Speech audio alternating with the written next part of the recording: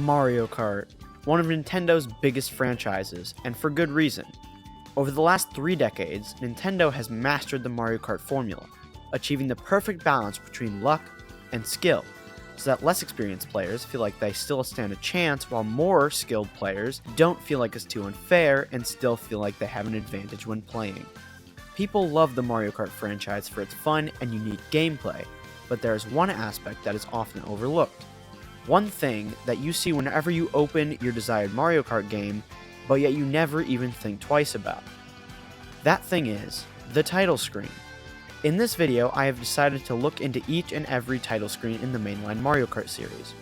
This excludes all of the arcade games, sorry Mario Kart Arcade GP fans, Mario Kart Tour, and Mario Kart World, as I could not find a title screen for it.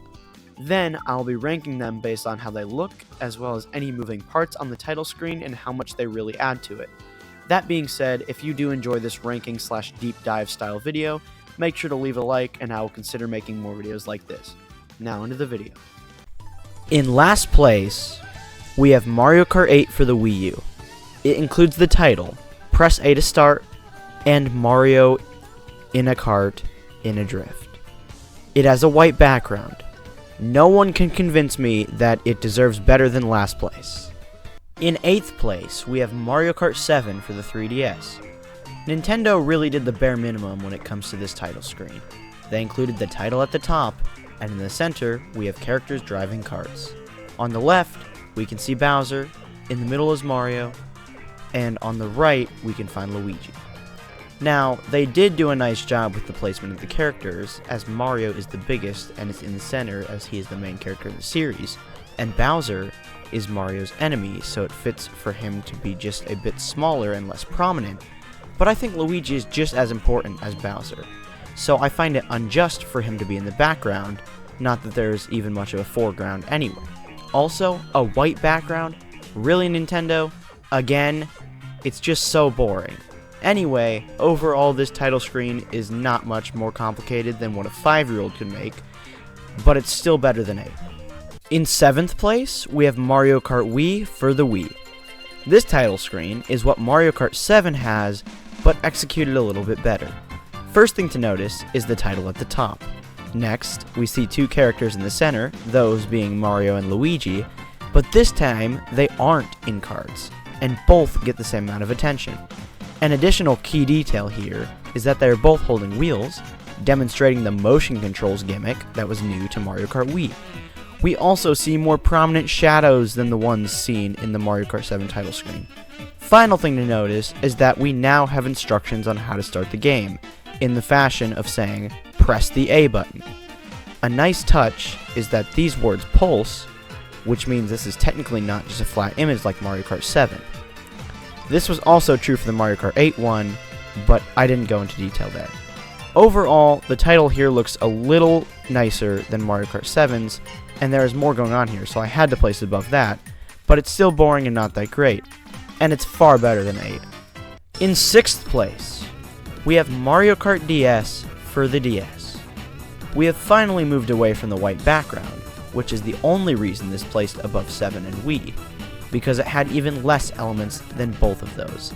All we see is Mario in a kart, exactly what 8 did, which I'd say is pretty important to be included in a Mario Kart game, and the title is on the top right. This title screen is still boring, but at least they made a background that's only partially white this time, not fully white. In 5th place, we have Mario Kart Super Circuit for the Game Boy Advance. We finally have an actual background. What a relief. I was starting to get worried there. In the background, we see a sky and a road, although it doesn't look the greatest because this game is 2-dimensional, but trying to look 3-dimensional, so the background looks pretty 2-dimensional. This time, we showcase a total of 8 characters in karts, which is definitely a step up. At the top, we have the title, as usual, which presents us with our first moving object. Introducing the waving flag. Okay, I know it's not much, but it's still something. Towards the bottom, we also have an alternation between a little line and an arrow indicating you can go down to select other options.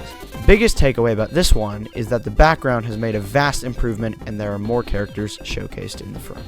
In 4th place, we have Mario Kart 64 for the Nintendo 64. This one has some similarities to Super Circuit, with the waving flag making a reappearance with the title overlapping it, and characters in karts being showcased. However, in this one, the background is now 3D, and instead of the characters being lined up, they are on different parts of the road, making it more dynamic and really showing off the 3D aspect of it. The move into 3D is what placed this above Super Circuit. Kicking off the top 3, we have Super Mario Kart for the Super Nintendo Entertainment System. This introduces the scrolling background, which will never be seen again, but I think it's a unique idea. While the background isn't anything too special, it's cool to see all the characters racing and throwing shells and hitting banana peels. Also, the title being in a little box with an outline around it is pretty cool as well. It is also really cool that the background even says, "Push B," so that you know what to do, but it's not intrusive on what's being shown on the title screen. The scrolling background with the characters racing in the foreground has earned Super Mario Kart a 3rd place on this list. In 2nd place, we have Mario Kart Double Dash for the GameCube. Emphasis on the 2 exclamation points at the end of the title. You'll never guess what's found at the top of the screen. Oh wait, I guess you can see the top of the screen. Anyway, at the top of the screen is the title. Who would have thought that the title would be included on yet another title screen? Anyway, moving on, we have characters in karts, but this time, each kart has 2 people, or living beings, in it. This shows off Double Dash's gimmick.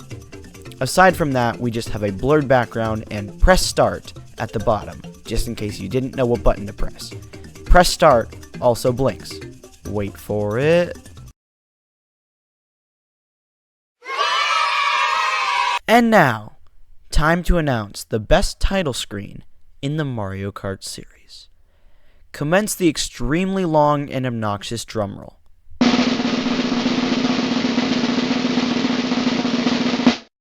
Mario Kart 8.